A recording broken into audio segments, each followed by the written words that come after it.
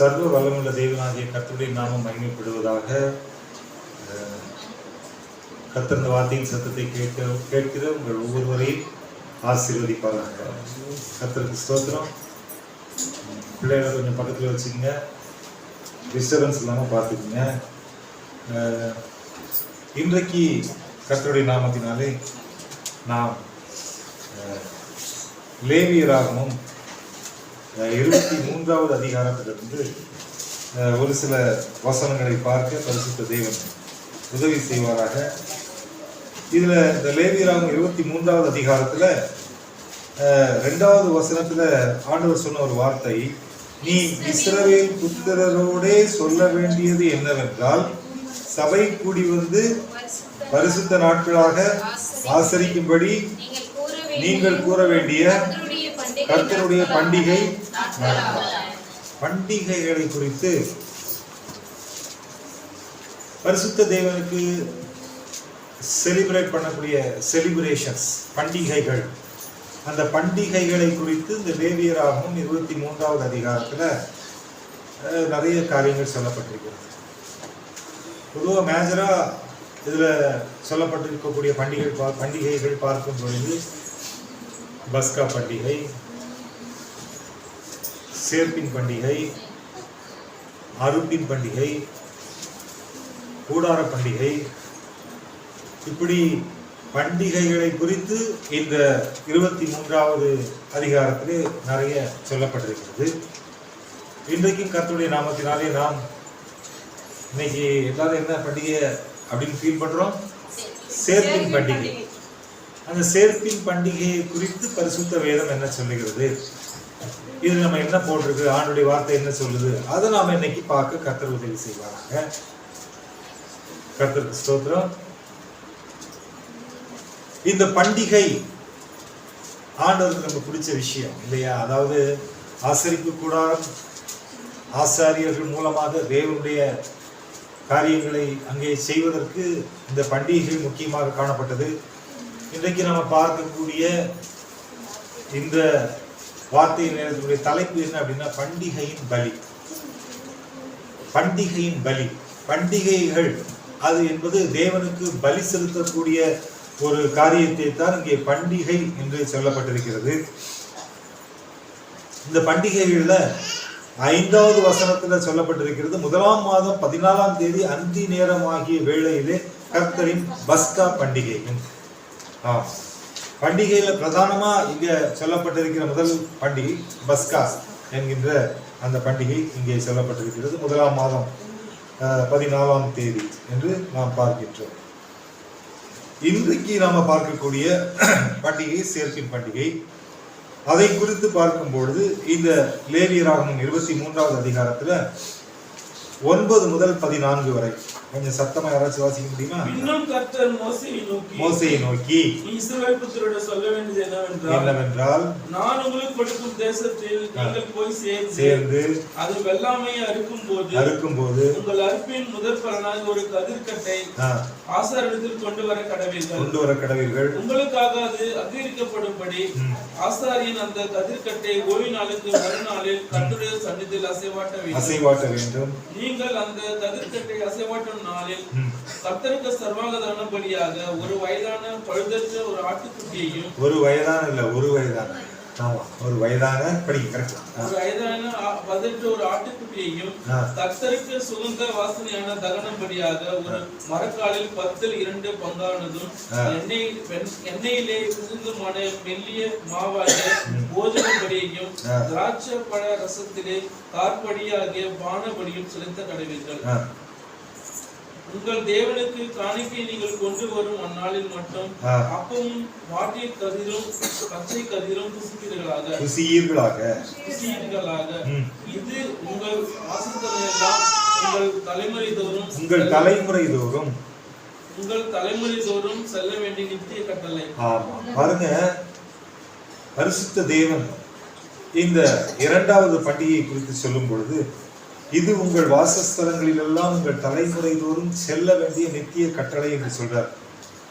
இதுல பார்க்கும் பொழுது இங்க முக்கியமா இந்த பண்டிகையில சொல்லக்கூடிய ஒரு முக்கியமான காரியம் என்னவென்று சொன்னால், நான் உங்களுக்கு கொடுக்கும் தேசத்தில் நீங்கள் போய் சேர்ந்து. அப்போ ஆண்டவர் கொடுக்கக்கூடிய தேசத்திற்கு இஸ்ரவேல் ஜனங்க போனாங்க. எங்க இருந்து போனாங்க? அப்ப எகிப்தில இருந்து தான் புறப்பட்டாங்க அப்படின்னு தெரியும். எகிப்தில இருந்து புறப்பட்ட அந்த நாள் ரொம்ப முக்கியமான நாள். அந்த தேதி ரொம்ப முக்கியமான தேதி. அது நம்ம எல்லாருக்குமே தெரியும். யாத்திராகமம் புத்தகத்துல 12வது அதிகாரம் அந்த 12 படிங்க பார்ப்போம். இந்த மாதம் உங்களுக்கு பிரதான மாதம், இது உங்களுக்கு வருஷத்தின் முதலாம் மாதமாய் இருப்பதாக. போதும், வருஷத்துல முதலாம் மாதம் என்று அங்கே சொல்லப்பட்டிருக்கிறது நம்ம பார்க்கிறோம். அதைத்தான் லேவியராகமம் 23வது அதிகாரம் 5வது வசனத்துல முதலாம் மாதம் 14ஆம் தேதி அந்தி நேரமாகிய வேளையிலே கர்த்தரின் பஸ்கா பண்டிகையும். அந்த கர்த்தரின் பஸ்கா பண்டிகை தான் யாத்திராகமம் 12வது அதிகாரத்துல சொல்லப்பட்ட 6வது வசனம். படிங்க. அதை இந்த மாதம் 14ஆம் தேதி வரைக்கும் வைத்திருந்து ஒவ்வொரு கூட்டத்தாரும் சாயங்காலத்தில் அதை அடித்து போதும். அப்ப எகிப்திலிருந்து புறப்பட்ட அந்த மாலை நேரம் 14ஆம் தேதி முதலாம் மாதம் அவர்கள் புறப்பட்ட அந்த நாளை நினைவு கூர்ந்து அங்கே அவர்களுக்கு உண்டாக்கப்பட்ட அந்த ஆட்டுக்குட்டி, அடிக்கப்பட்ட ஆட்டுக்குட்டிக்காக இஸ்ரவேல் ஜனங்களை எகிப்திலிருந்து அவர்களுக்கு விடுதலையை கொடுத்து கானானுக்குள் கொண்டு செல்லும் போது, அந்த கானானுக்குள் பிரவேசிக்கும் பொழுது அவர்கள் செய்த அந்த நித்திய நியமமான பஸ்கா பண்டிகை. அங்க எப்படி அந்த 1 வயதுள்ள அந்த ஆட்டுக்குட்டி, அதை படிக்கும்போது எப்படி படிக்கணும்னா 1 வயதான பழுதற்றாட்டு, 1 வயதான அப்படின்னு படிச்சா அது ஏதோ இன்னைக்கு நாளைக்கு சாக போற ஆட்டுக்குட்டி கொள்ளுது அப்படின்னு நமக்கு தோணும். அதனால 1 வயதான பழுதற்ற ஆட்டுக்குட்டி. ஆமா, அந்த 1 வயது உள்ள பழுதற்ற ஆட்டுக்குட்டி, அந்த ஆட்டுக்குட்டியினுடைய இரத்தம், அந்த ஆட்டுக்குட்டியினுடைய சரீரம் அங்கே போஜன பலியாக, வான பலியாக, இங்க பார்க்கும் பொழுது வானபலி போஜன பலி என்று 2 சொல்லப்பட்டிருக்கிறது. இது மெல்லிய மாவு திராட்சை பழம், 2ஐயும் இங்க அடையாளமாக சொல்லப்பட்டிருக்கிறது. இப்போ இந்த பஸ்கா ஓகே. இப்போ இதுல சொல்லப்பட்ட 2வது விஷயம் தான் என்னன்னு பார்த்தாச்சுன்னா, இந்த நம்ம படித்த 9வது வசனத்துக்கு படிக்கும்போது இங்கே சொல்லப்பட்டிருக்கிறது, நான் உங்களுக்கு கொடுக்கும் தேசத்துக்கு நீங்க போய் சேர்ந்து. அப்படின்னா நீ ஆசீர்வதிக்கப்பட்ட எல்லைக்குள் வந்த பிறகு, கானானுக்குள் வந்த பிறகு. ஆமா, இன்றைக்கு நம்ம கிறிஸ்துவுக்குள் இருக்கிற நாம ஆசீர்வதிக்கப்பட்டவங்களா இல்லையா? கொஞ்சம் சத்தமா சொல்லுங்க. நீங்க கர்த்தரால் ஆசீர்வதிக்கப்பட்டவங்க உண்மைதானே? பக்கத்துல பார்த்து நீங்க கர்த்தரால் ஆசீர்வதிக்கப்பட்டவங்க.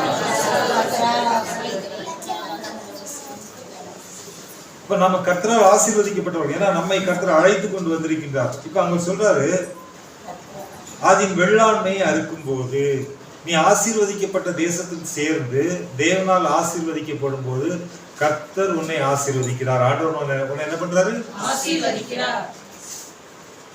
உண்மையா பொய்யா? அப்ப வெள்ளாண்மையை அறுக்கும் போது இன்றைக்கு உங்கள் அறுப்பின் முதற் பலனாகிய ஒரு கதிர்கட்டை, ஃபர்ஸ்ட் ஃப்ரூட், அறுப்பின் முதற் பலன், அறுப்பின் முதற் பலனாகிய கதிர்கட்டு. இங்கே சொல்லப்பட்டிருக்கிறது, உங்கள் அறுப்பின் முதற் பலனாகிய ஒரு கதிர்கட்டை ஆசாரியனிடத்தில் கொண்டு வர கடவீர்கள். கர்த்தருக்கு பிரியமானவர்களை, சேர்ப்பின் பண்டிகை என்பது நீ கர்த்தருக்கு என்று படைக்கின்ற முதற் பலன், காணிக்கை, தசம பாகம்.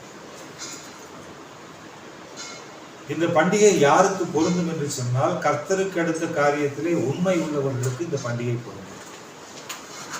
மட்டன் பிரியாணியும் சிக்கன் பிரியாணியும் காசு கொடுத்து வாங்கி சாப்பிடுறவர்களுக்கும் இந்த பண்டிகைக்கு சம்பந்தமே கிடையாது. ஒரு சம்பந்தம் கிடையாது. கர்த்தருக்கு உண்மையாக இருக்கக்கூடியவர்கள், முதற் பலனை தேவனுடைய சபையிலே கொண்டு சேர்க்கிறவர்கள், கர்த்தருடைய ஆசாரியனிடத்தில் கொடுக்கிறவர்கள்,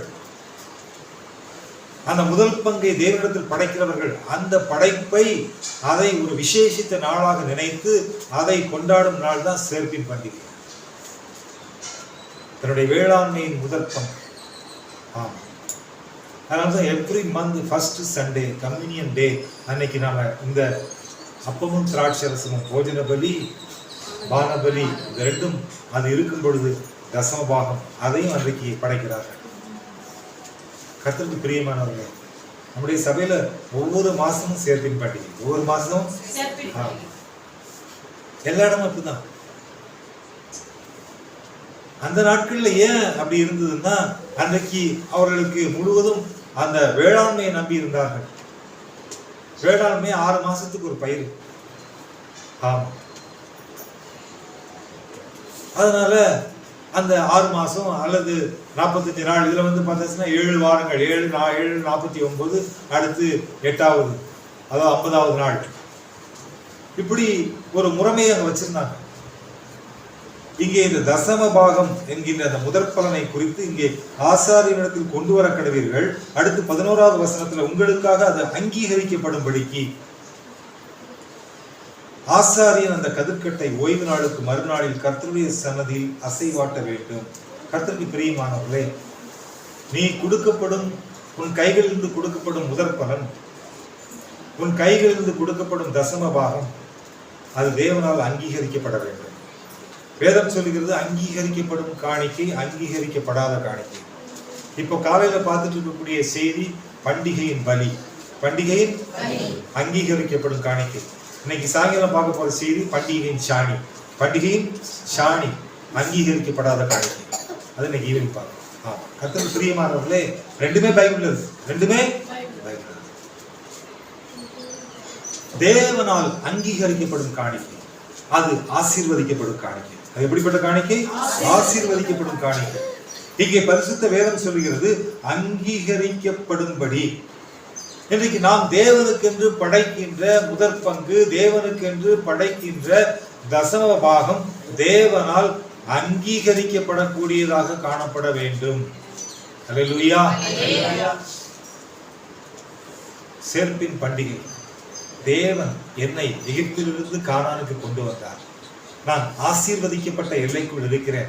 கர்த்தர் என்னை ஆசீர்வதித்ததில் அந்த ஆசீர்வாதத்தின் பங்கில் அறுப்பின் முதல் பலனாகிய ஒரு கதிர்க்கட்டு.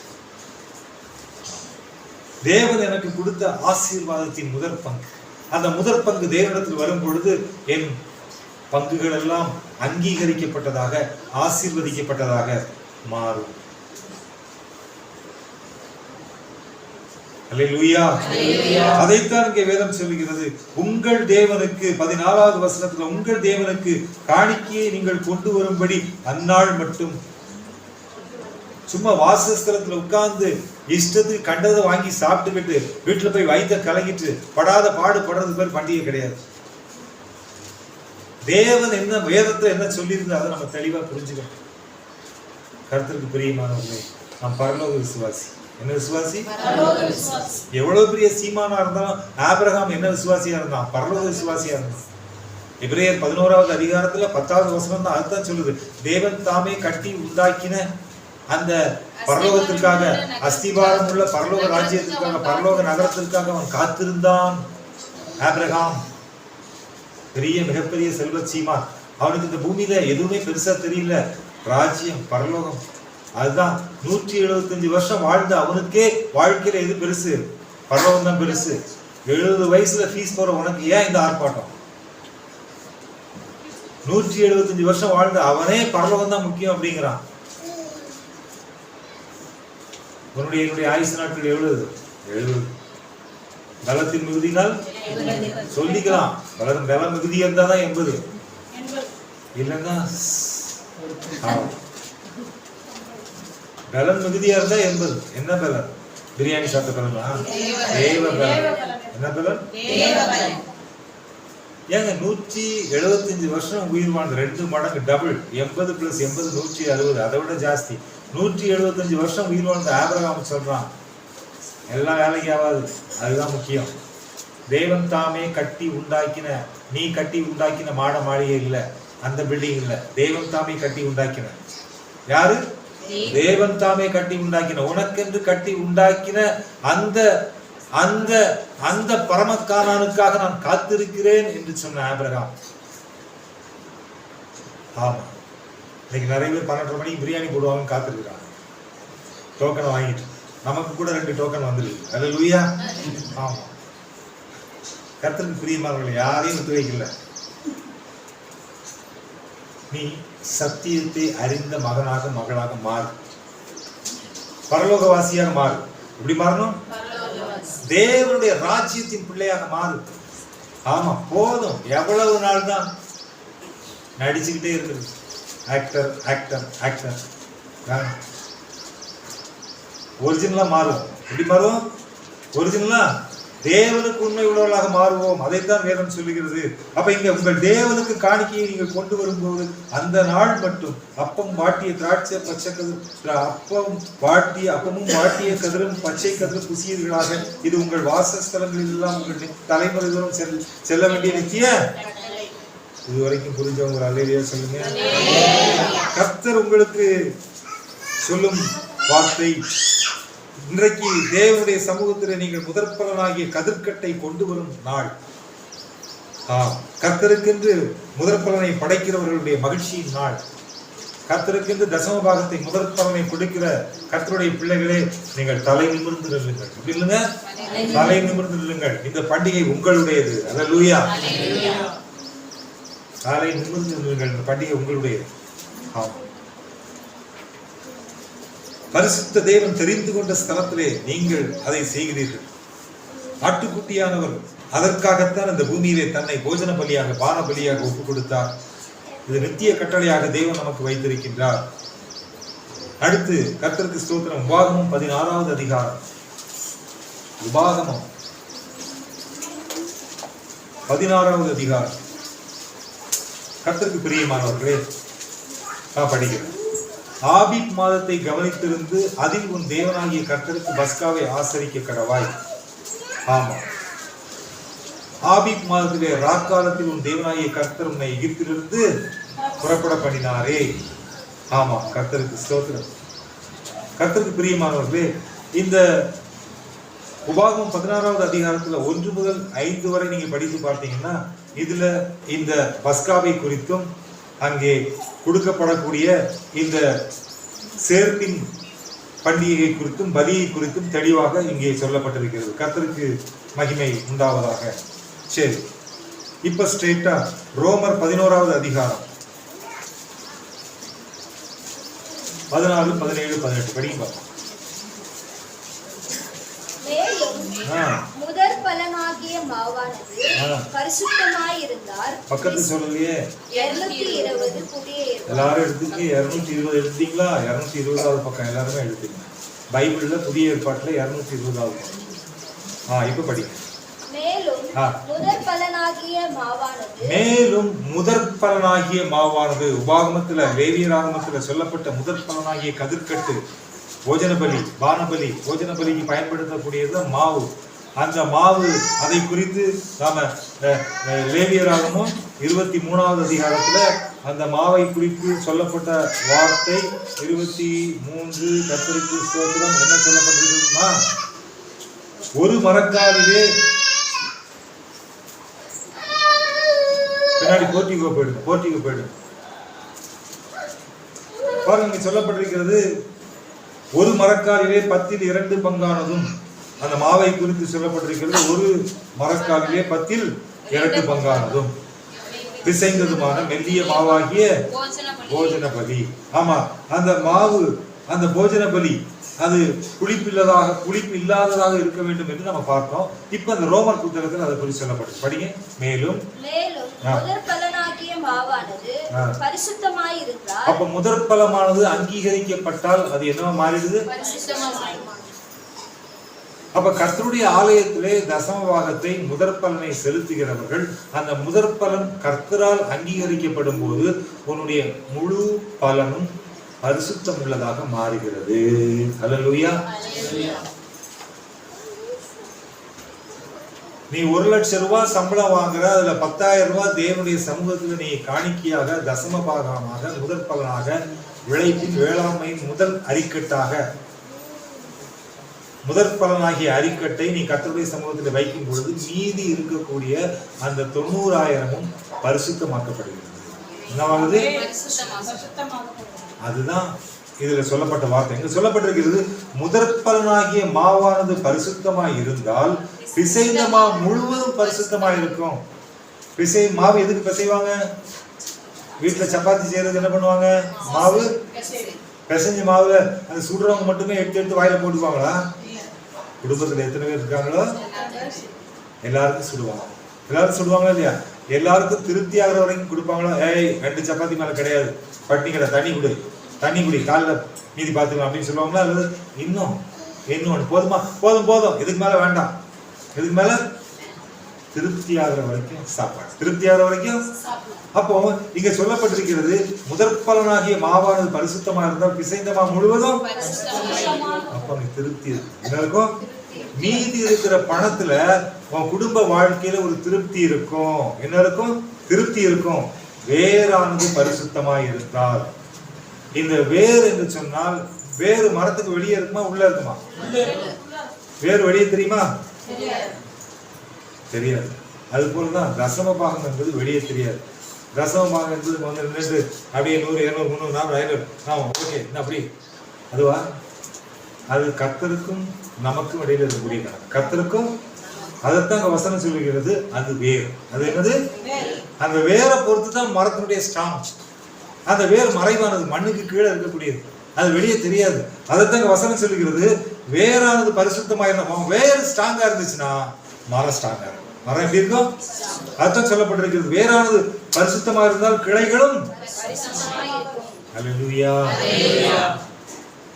உன்னுடைய வேர் உறுதியா இருக்கும். அந்த வேர் தான் முதற் பலன். அந்த வேர் தான் தசமபாகம். கர்த்தருக்கு பிரியமானவர்களே, நீ தசமபாகம் கொடுத்துட்டு இருக்கிறவங்க கொடுக்காம ஒரு 2 மாசம் நிறுத்திப்பாரு. கர்த்தருக்கு பிரியமானவர்களே, நான் கண் கூட பாக்குறேன் கொடுக்காதவங்க நிலைமை. அதை கொடுத்துக்கிட்டு இருந்தவங்க அவங்க எத்தனை ஆயிரங்கள் வேற இடத்துல செலவு பண்ணிட்டு இருக்காங்க நான் பாக்குறேன். வரிசையா லிஸ்ட் போட்டு சொல்றாங்க. திடீர்னு 50,000 செலவாயிடுச்சு, திடீர்னு 40,000 செலவாயிடுச்சு. இது எப்படி ஆச்சுன்னே தெரியல, அது எப்படி ஆச்சுன்னே தெரியல. மாசம் இவ்வளவு போயிடுச்சு, அவன் இங்க ஏமாத்திட்டான், இது இங்க போயிடுச்சு. நீ உன்னுடைய வேர் பரிசுத்தமாகவில்லை. உன்னுடைய வேர் பரிசுத்தமாகாத பொழுது உன்னுடைய கிளைகளும் அடிபடக்கூடிய கிளைகளாக, அலைந்து திரிகிற கிளைகளாக, கனி இல்லாத கிளைகளாக, அலைச்சல் உள்ள கிளைகளாக மாறுகிறது. இங்க வசனம் சொல்லுகிறது, வேறானது பரிசுத்தமாக இருந்தால் கிளைகளும் பரிசுத்தமாக இருக்கும். தேவன் உன்னுடைய வேர் பரிசுத்தமாக இருக்கும் பொழுது, வேர் உள்ள இருக்குது, மண்ணுக்கு கீழே இருக்குது, வெளியில மரத்தில் இருக்கக்கூடிய கிளைகள் கண்ணால் பார்க்கக்கூடியது. அந்த கிளைகள் ஆசீர்வதிக்கப்பட்டதா இருக்கும். எப்படி இருக்கும்? கனி உள்ள கிளைகளாக இருக்கும். பார்க்கும்போது பாருங்க எவ்வளவு அழகா இருக்கு, எவ்வளவு கனிகள், இத்தனை ஆசீர்வாதமா இருக்கு அந்த மரம். அந்த மரத்தினுடைய ஆசீர்வாதத்தின் ரகசியம் எங்க இருக்குது? வேர்ல இருக்கு. வேற எதுவுமே இல்லை. கர்த்தருக்கு பிரியமானவர். அதைத்தான் வேதம் சொல்லுகிறது. முதற் பலனாகிய கதிர்கட்டு சேர்ப்பின் பண்டிகை. முதற் பலனாகிய கதிர்கட்டு, அங்கே ஆசாரியனிடத்தில் கொண்டு வரும் முதற் பலனாகிய கதிர்கட்டு, அது அங்கீகரிக்கப்படும் கதிர்கட்டு. உன்னுடைய அத்தனை வேளாண்மையும் ஆசீர்வதிக்கும் அந்த அங்கீகரிக்கப்படும் கதிர்கட்டு. அந்த ஒரு கதிர்கட்டு, அந்த ஒரு சிறிய பங்கு உன்னுடைய முழு பங்கையும் அது பரிசுத்தமாக்கும். உன்னுடைய முழு பங்கையும் அது ஆசீர்வாதமாக மாற்றும். அதைத்தான் வேதம் சொல்லுகிறது. கிளைகளும் பரிசுத்தமாக இருக்கும். கிளைகள் எப்படி இருக்குமா? ஏன்னா உன்னுடைய கிளை இதுக்கு முன்னாடி டேமேஜா இருக்குது. 17வது வசனம் சொல்லுகிறது, சில கிளைகள் முறித்து போடப்பட்டிருக்க காட்டு ஒலிவ மரமாக்கிய நீ. என்ன ஒலிவ மரம்? அவைகள் இருந்த இடத்தில் ஒட்ட வைக்கப்பட்டு ஒலிவ மரத்தின் வேருக்கும் சாரத்துக்கும் உடன் பங்காளியாய் இருந்தாயானால். நீ இப்ப யாருக்கு பங்காளி? யாருக்கு பங்காளி? ஒலிவ மரத்துக்கு பங்காளி. எந்த மரத்துக்கு பங்காளி? உன்னை ஆண்டவர் ஒட்ட வச்சிருக்கிறார். உன்னுடைய கிளை ஏற்கனவே எப்படிப்பட்ட கிளை? டேமேஜ் கிளை. என்ன கிளை? முறித்து போடப்பட்ட கிளை. அதை ஆண்டவர் இப்பொழுது அவரோடு கூட இணைத்து ஒட்ட வைத்திருக்கிறார். ஒலிவ மரத்தின் கிளையாக நீ மாறி இருக்கிறாய். பரிசுத்த தேவனுடைய பிள்ளைகளே, டைம் இல்லாததுனால நான் ஷார்ட்டா வசனங்களை மட்டும் சொல்லிட்டு போறேன். ஆதியாகமம் 8வது அதிகாரம் 11வது வசனத்துல நோவா முதலாக பேழையை திறந்து புறாவை அனுப்பும் பொழுது அது எதை கொத்தி கொண்டு வந்தது என்று சொன்னால் ஒலிவ இலையை கொத்தி கொண்டு வந்தது. கர்த்தருக்கு பிரியமானவர்களே, யாத்திராகமம் 27வது அதிகாரம் 20வது வசனம் சொல்லுகிறது, ஒலிவ எண்ணெய் வெளிச்சத்தை கொடுக்கும் எண்ணெய், உன் வாழ்வில் காணப்படக்கூடிய இருளான சூழ்நிலைகளை மாற்றும் அந்த ஒலிவ எண்ணெய். லேவியராகமம் 24வது அதிகாரம் 2வது வசனம் சொல்லுகிறது, தெளிவான ஒலிவ எண்ணெய், அது உனக்கு தெளிவை கொடுக்கும் என்று சொல்லி. உபாகமம் 8வது அதிகாரம் 8வது வசனம் சொல்லுகிறது, ஒலிவ எண்ணெய், ஒலிவ மரம், ஒலிவ இலை ஆசீர்வாதத்தின் அடையாளம். ஓசியாவின் புத்தகம் 14வது அதிகாரம் 6வது வசனம் சொல்கிறது, ஒலிவ மலை, ஒலிவ எண்ணெய் அலங்காரத்தை குறிக்கிறது. கடைசியாக லூக்கா 22வது அதிகாரம் 39வது வசனம் படிக்கிறோம். லூக்கா 22:39.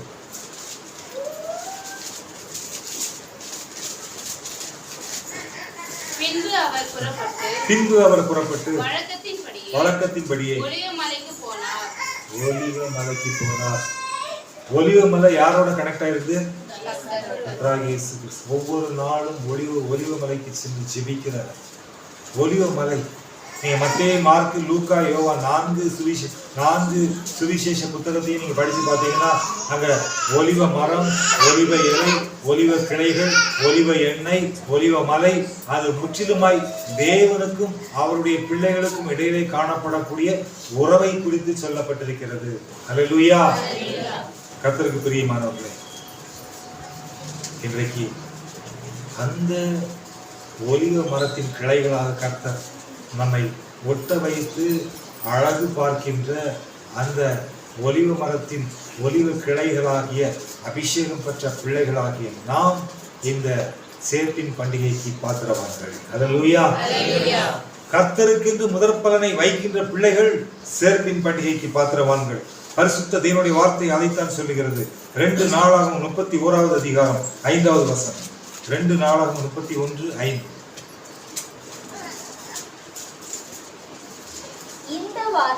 இந்த வார்த்தை பிரசித்தமான போது இஸ்ரவேல் புத்திரர் தானியத்திலும் திராட்சரசத்திலும் எண்ணெயிலும் தேனிலும் நிலத்தின் எல்லா வரத்திலும் முதற் பலன்களை திரளாக கொண்டு வந்து சகலத்தையும் தசம பாகத்தை பூரணமாய்